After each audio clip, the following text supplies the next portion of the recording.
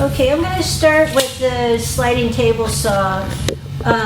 What I'd like to do is rip my piece of plywood, but with the fence on, we only can cut like 5.5 feet before we bump into the fence. And my piece is about 6 feet long, so I'm going to actually cut 6 inches off of this or a little bit more to get started. So we'll do a big cross cut first, and then we'll go over to doing the rips. So now I'm going to bring my sliding table back.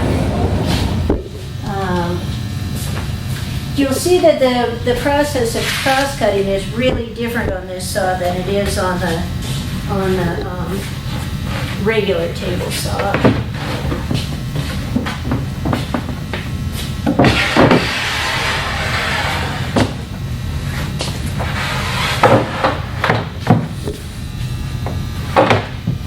So we've got stops here, which I'm not going to use for this because I'm just trying to get this cut shorter. So that should be all right. But on the regular table saw, I mean the blades are set up the same. It's going to be pushing toward me, but when I cross cut with the miter gauge, I'm pushing into the blade. On this saw, if I go in here and don't hold my piece down, the blade is pushing against the piece of plywood and it's going to push it back toward me. So I need to be sure I'm always pushing up toward the fence like that. So this is a little bit wide, I could hold it like this, but I can actually set this block and push up against it like this.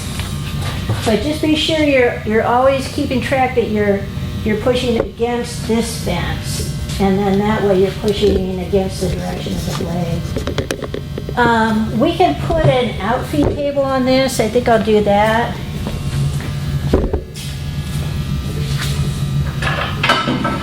So we only have one outfeed table, so usually it'll end up being on the jointer.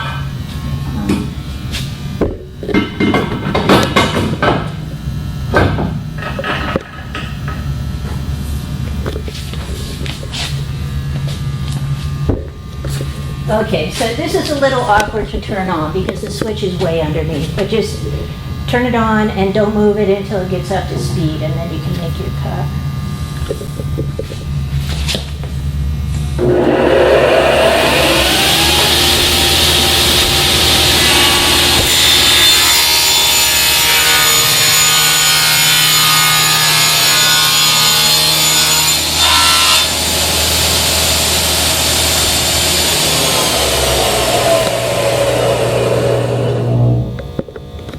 Okay, so now I should be able to do the rips that I want without getting into the fence at the end of the cut. So,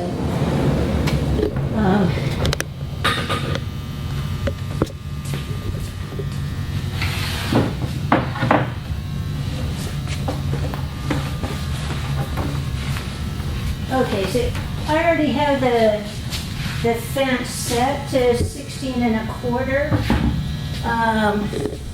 You can see the ruler is right here, so I'm lining the fence up with 16.25.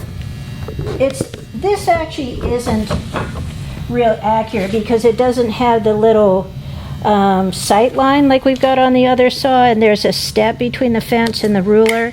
So if you're being careful about your measurement, I'd go back and measure from the fence to the blade. So don't forget, this is a lot like what we went over in Wood Fundamentals, that if I want to make 2 or 3 cuts, I want to set this and make all my cuts at one time. So I don't need to mark on my piece of plywood my dimension. I just need to be sure my dimension between the fence and the blade is what I'm looking for. So this time I'm going to turn the saw on and sort of stand my piece of wood so that when I lower it, I'm sort of hooked against the fence, and then I can feed it in. So, I mean, there's no problem if you want to get somebody to help you, but it's just good to know that you can do this on your own if you need to. So I'm putting the factory side out. I've got my side that I cut on the panel saw on this edge. Okay,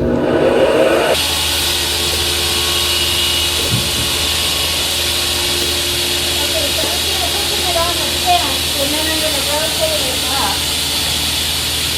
And I really want to keep my eyes on the fence, make sure I don't see any shadow like when I was coming away from the fence.